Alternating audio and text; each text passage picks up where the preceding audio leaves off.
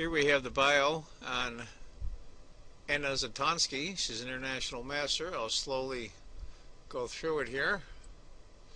You can see there's stopped the video to read all of it. It's quite extensive. Her nemesis, of course, or her biggest rival is Krush, who's playing in this game. Now we have the bio on Krush, international master. She lives in Brooklyn.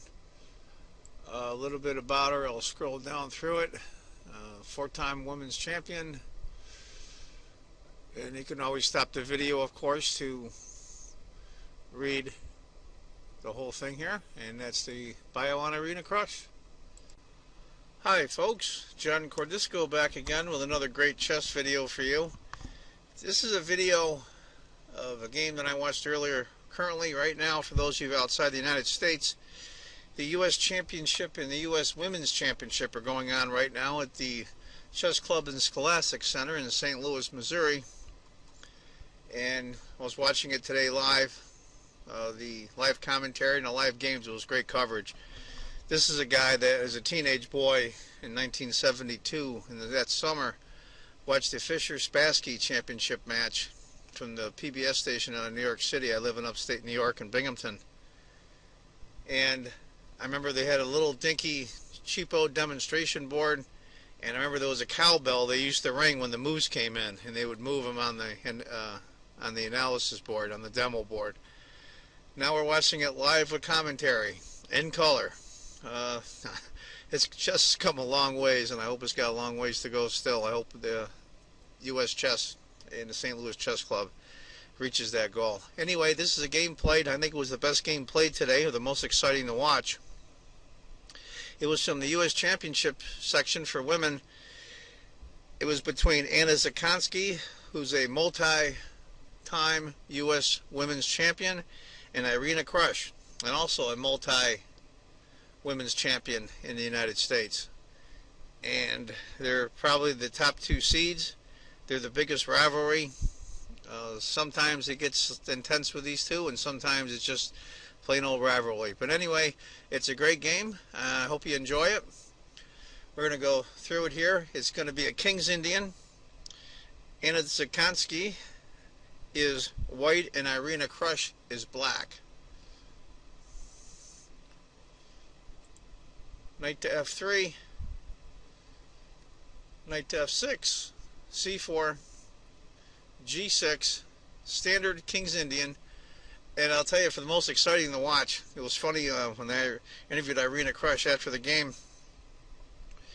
They asked her what she was thinking, how she prepared. She wanted to play a solid, stable game, so she played the King's Indian, and then she laughed, because we all know the King's Indian is nor solid nor stable. But it creates the most imbalance, and I think it creates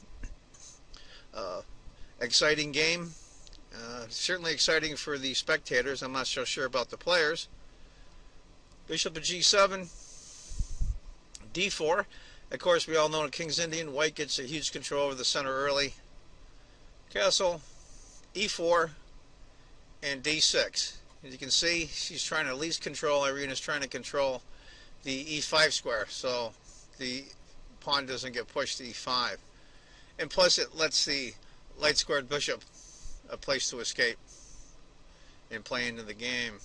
Bishop to e2, and then e5, going right after the d4 pawn. You can't let white get too much of the center. It will just strangle you. Black's a little cramped right now, but it's always that way in a King's Indian. And you'll see, it's any of you that are not familiar with the King's Indian, it makes for a very, very exciting game.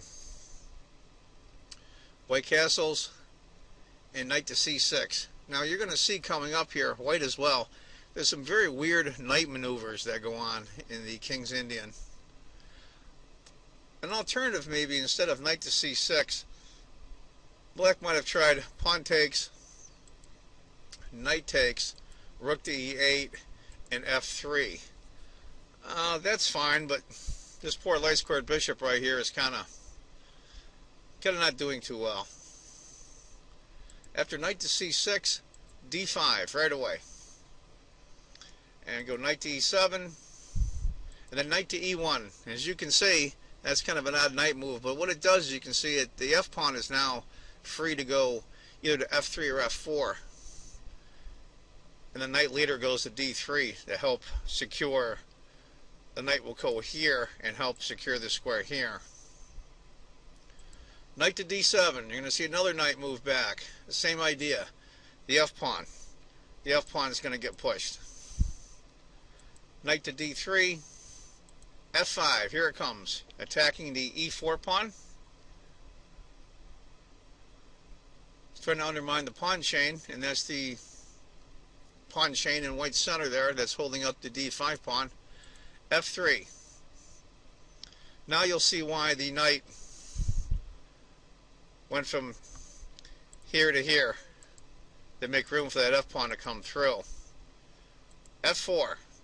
Now I put those arrows there for one reason, because this is what happens in the King's Indian. Here comes the attack, and I think this is a good time right now to pause and hear from our sponsors.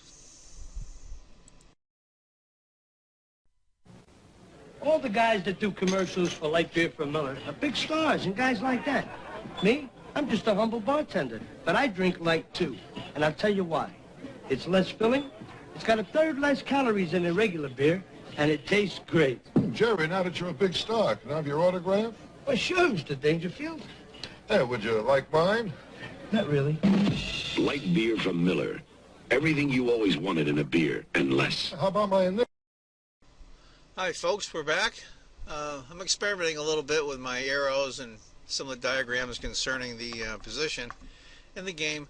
If you feel they're helpful or you feel that they're a distraction, please leave a comment below the video. But now the fun starts, because once you go f4, as you can see where my arrows are, everything's coming, and it's going to be crazy. Bishop at d2 for white. h5.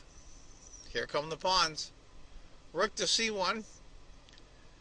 White's going to try to push on the queen side. That's typical, especially in the King's Indian. When you're being attacked at one side of the board, no matter what the opening is, you usually try to do a distraction with an attack on the center or an attack on the opposite side.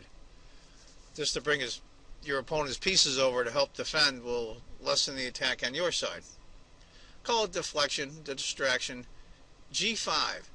And I put all those arrows in there for one simple reason. It seems like a lot, but you can see the bishop's coming, the knights are coming, the pawns are coming, everything's coming. It's the King's Indian. It's a free-for-all. Maybe instead of g5 she might have went b6. After g5 and all my fancy arrows there, bishop to e1. I think white is kind of waiting to see what black's going to do, whether to help defend or not. Knight to g6. Here comes the pieces. I think maybe instead of knight to g6, black could have considered h4, and the sequence would have went bishop to f2, b6, h3, maybe closing it up a little bit. After knight to g6, white went c5, and I have those arrows there. It's showing that white wants some movement on the queen side. Just going to try to push on that side, and the pawns are coming, the two knights are coming. Knight to f6. Here comes the other knight, and the pawns are coming. Interesting move might have been instead knight takes c5, knight takes, d takes, bishop to f2. Now normally I don't show it on the screen, so I'll just tell you. I have the computer running. I have a Fritz 13 program, and right now it shows almost a 2-point advantage for white. But in the King's Indian, anything can happen. It's so unbalanced. I remember it was a game last year, I believe, or maybe it was early this year, in Vikings A, Carl Nakamura said, well, if I'm in a must-win situation and I have black, what else but the King's Indian? Knight to b5. As you can see, the knight's trying to hit both the pawns. He's trying to get some counterplay on the queen side. Rook to s7, of course, to guard the c-pawn. Queen to c2, and as you can see, there's the battery. The queen rook battery bearing down. A6, chase off the knight. The knight comes back to A3. It can come later to C4 here, which is also a good square. G4, here come the pawns. Knight to C4, of course. Now you're hitting the D pawn. G takes. Bishop takes. It's opening up the lines now on the king side for the black attack. Bishop to G4. Here come the pieces. Interesting, instead of bishop to G4, knight to G4 was worth looking at, I think, and queen to B3. After bishop to G4, queen to F2, the pieces are starting to come back for the defense. Things aren't working out too well on the queen side for the counterplay, so I think white's bringing over some of its pieces back over to the queen side. Bishop to F8, C takes, C takes, king to H1. Anna knows that the attack is coming. I think she liked the king in the corner a little bit, felt a little safer. And I think sometimes what they do is they just move the king like that because it's not Zugzwang, but they don't want to disrupt the position with their other pieces, so they just move a piece that's really doesn't change anything, just to basically say, in a way, in my opinion, I'm going to pass. Now it's your turn, because we all know in chess you have to move. You can't pass. Knight to H7. And as you can see with my arrows there, the knight's going to come here, and it will have the scope of here, here, and here. It's coming. Bishop to B4. Now I think this is a good time, folks, to pause from a message from our sponsor.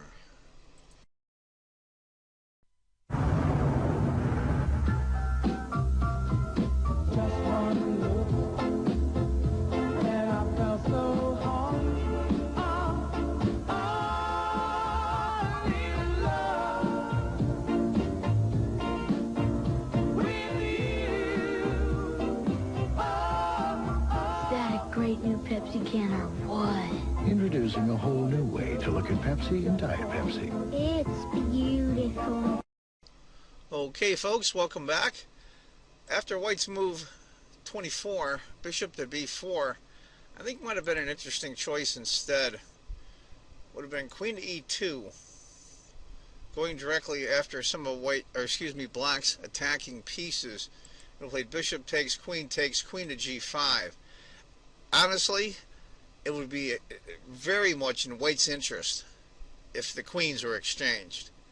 I think white would have a much better game and an excellent chance of winning. Currently, right now on the computer, it's about a pawn and a quarter ahead. After bishop to B4, queen to F6. Interesting, instead of queen to F6 might have been knight to G5, bringing in some minor pieces in the attack. And bishop to A5, hitting the queen. Queen moves knight to D2, bringing even more defenders on the white king. After queen to F6, rook to C2. Thinking a couple of things. White wants to double up with the other rook here. But I think this rook might be kept here just in case for defense, in case that happens too. I kind of like that move. Knight to G5. An alternative might have been rook to C8 right away for black. After knight to G5, bring over the other rook. Now you're doubled up right in the only open file on the board. It's the only open file, and you got both your rooks on it. Not bad. Shows about a half a pawn advantage for white. Interesting instead, knight to B6. Back again. Rook over and queen to E1 was an interesting alternative. After rook to F1, rook to G7. Now I put those arrows around there for a reason, and I'm trying to show, look at all of black's pieces, except for the rook over here in the corner. All of black's pieces are ready for the attack on the white king. And I'll tell you the truth, I don't care how strong of a player you are, as you're sitting there and you see this, and you see your pieces over here, 1, 2, 3, 4, 5 pieces away from your white king, I'll tell you, it gets your attention. Knight to B6. Of course, going after the rook moves to e8. Rook to c7. Now you have infiltration on the 7th rank. White's not looking too bad right here, but technically right now in the last couple of moves, black has taken over this game, not by much, about a quarter of a pawn, but is slowly easing the other way. Rook to e7, and rook takes e7, bishop takes. I think black wanted the rook here on the enemy king. Rook to c7, knight takes f3, g takes f3. Now black has the bishop pair. With all these pawns on the board, I don't know how much more of an advantage it is, but nonetheless, it has the bishop pair. Bishop to h3. Now this is a really key move. This hems in the white king. These two squares right here are incredibly important in white's defense. Knight to c8, bishop to f8, rook takes, check, king takes. You don't want the queen to take, you want this queen to be right here. They're ready to come in here or come right here. You go after the white king. Knight to b6, white's getting the knight out of danger. Bishop to e7,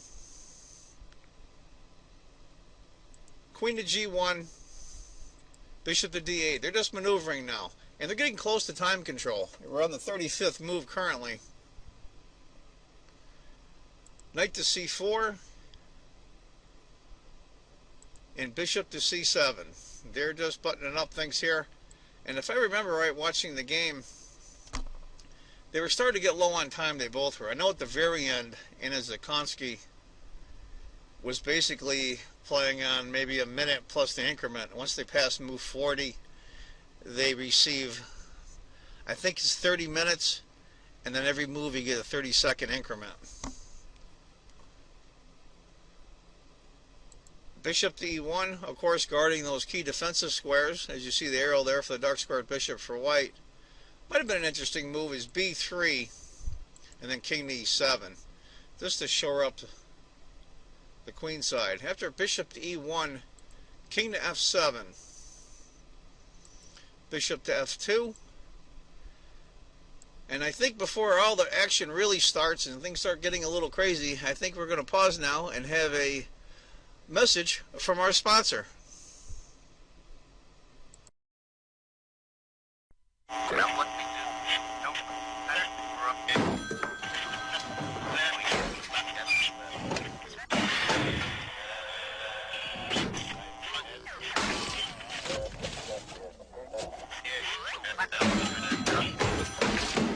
You know, the problem may not be your phone, but your long-distance phone company. Switch to Sprint. Get the best sound quality and save as much as 10, 20, even 30%. Okay, folks, we're back.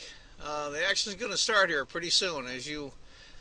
All the rooks are gone, but the action's still going to be hot and heavy. This is a King's Indian. I think interesting, instead of the last move for white, bishop to f2, move 38, I think consideration might have been bishop to b4. Maybe a little distraction on the queen side.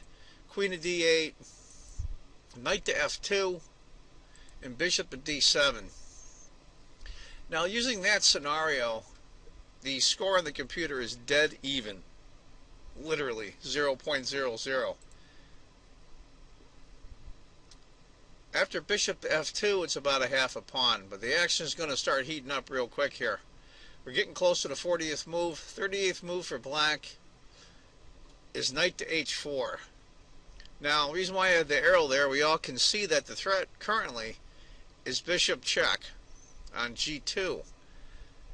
It would be a mate, so the queen would have to take, and so white would have to give up the queen for 2 pieces, and that would be the end of the game. So knight goes to e1 to guard the g2 square. Bishop to b5. Knight to b6. Queen to d8. And b4. Now the computer keeps showing, you can't see it of course, it says constantly white should play on the queen side and black should play on the king side. Yeah, do you think? After move 41 now, they just passed the time control. So they got a little bit of breathing room now as far as time goes. When you get in complicated positions like this, time is everything.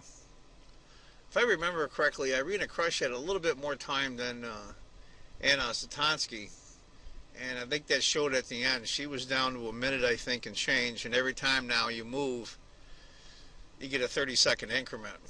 Knight to G4, or excuse me, G6, A4, bishop takes, queen to C8. Now you see that arrow there. That queen is guarding that bishop, which is basically hemming in that white king. If I were white, to tell you the truth, I'd be very uncomfortable right now. An interesting move, instead of queen to C8, queen to D7. A takes, queen takes. Maybe the queen can come in from a different side. After queen to C8, white played A takes, A takes. It's about a half a point, half a pawn advantage for black. In imbalanced positions like this, anything can happen. Queen to F2, just trying to get in more defense, edging in closer. Queen to C4. At the same time, if you noticed, as when queen to F2, that leaves this square here as an escape square for the white king. Queen to C4. Bishop to B5. Now, as far as I'm concerned, even though the computer says here it's a beautiful square for the bishop, that bishop's out of play, at least temporarily. When you're, if you see enough, I watched a lot of Gary Kasparov, My Story, and every huge attack he had, all of the defending pieces were on the wrong side of the board. In essence, it's the pieces that are in the area where the attack is that you should count, not all the material. Knight to F8, queen to A7 check, king to D7, anticipating the check. The knight blocks. Queen to F2, the queen comes back. Now you see why the queen has to come back. Because the threat is queen here mate. So the queen has to guard the F1 square. So after queen to F2, which pretty much ties that queen down, knight moves, queen A7 check, king to G6, queen right back to G1. That queen has to stay there. I think I probably would have moved it back to F2, but that's just me. In fact, the computer suggests an alternative move in queen to F2 where she had it before. I kind of like that better because it leaves an escape square here on G1 for the white king. Knight to G4. Now, I probably should have premised that. I probably should have said, guess what the best move is currently for black. And I'll tell you the truth, had Yasser Seirawan and Jennifer Shahidi were commentating this game, and they didn't see knight to G4 coming. Now, looking at the computer, that is the suggested move. Knight to G4. Now, white's got some serious problems here. That knight can't stay there, so what do you do? The threat is, of course, the black queen's going to start infiltrating in. Knight here, go after God knows how many pawns. This space here, I mean, it looks really bad for white. The suggested move is the move that they suggested after the game would have been knight to G2 here. At least that would have helped. What she did was, under time pressure, she took the knight.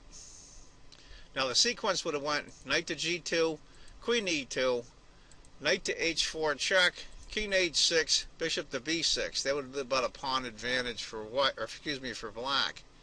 But she took the knight, and in comes the grief. Queen takes E4 check. Knight to G2, only move. H takes. Now material-wise, white has a knight for 2 pawns, but that doesn't really matter at this point anymore. As you can see, here's the dark squared bishop off just doing nothing. So you're almost a piece down. Or in essence, in this case, because he sacrificed a piece, the material is even on the battlefield here, but these two black pawns are good attacking pieces, and you'll see as it comes. I think right now is a good time to stop from a message from our sponsor.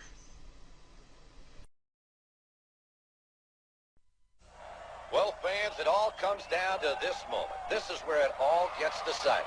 Johnson steps in, checks the signs,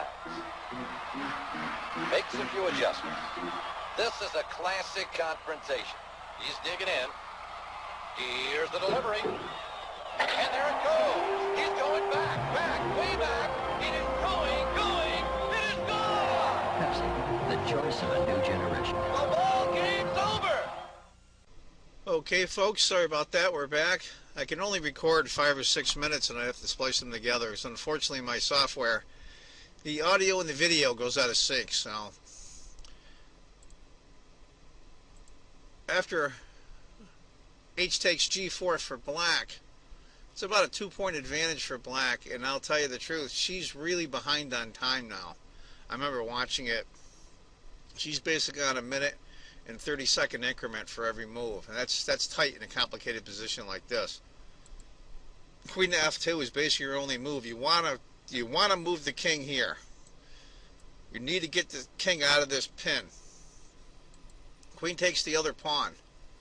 Things are getting worse, and these pawns are going to start marching. And here you are sitting there, and if you're white and you're Anna, I mean, you're the former U.S. Women's Champion, and this is the game you have to win, or at least draw. And you have white, and there's 3 pawns for a piece, but your position is anything but good. And here come these pawns marching down on you. I'll tell you, it's tough. Queen to C2, king to G7. Now the computer suggests right now either bishop to B6, just to get the bishop out, or king to G1 to get out of the pin. And what happens is, under time pressure, she goes bishop to C7. Irina goes F3 after the knight. Can't take. You can't move the knight.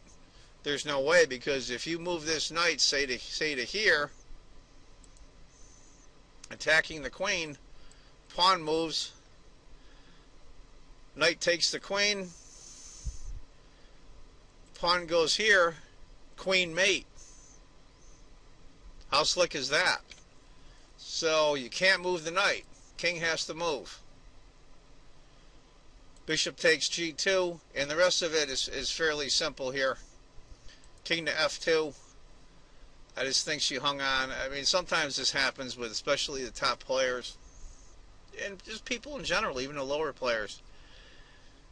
You know logically that the game is over, but emotionally you don't know yet. And what happens is your emotions play for a while and plays on, because you're been in a mode for several hours now, pushing, trying, and you just can't turn it off that quick. So when the emotions and your logic click together is when you resign. So this will take a few more moves. It's queen to D4 check, king to G3, F4 check, king F2, queen takes, queen to F5. I'll go through a scenario, but we know the game is over. Bishop checks, and that's when, of course, Anna's emotions and her logical brain caught up with each other, and she resigned. It was probably a heartbreaker for her. It was a King's Indian, and that happens sometimes. And it was a great game to watch. I went through portions of it a little fast, so if you want to go back and play over the video, to analyze some of it yourself, because there's a lot of analyzing to go on, and especially in the King's Indian. I picked this as the game of the day today, Sunday, March 5th. I hope everybody enjoyed it. This is round 3 in the women's portion of the U.S. Women's Championship. Also at the same time is going on the U.S. Championship. They have a little bit different schedule. I believe the women's championships are round robin, and the men's, I should say the men's, the U.S. Championship is a simple Swiss system. 9-rounder, I believe. Anyway, folks, that's the game. I hope you enjoyed it. I certainly did. And I want you to remember that if you think chess is just a game, you're not playing it right. And please comment, and please subscribe. I would appreciate it. Take care, folks. Bye-bye.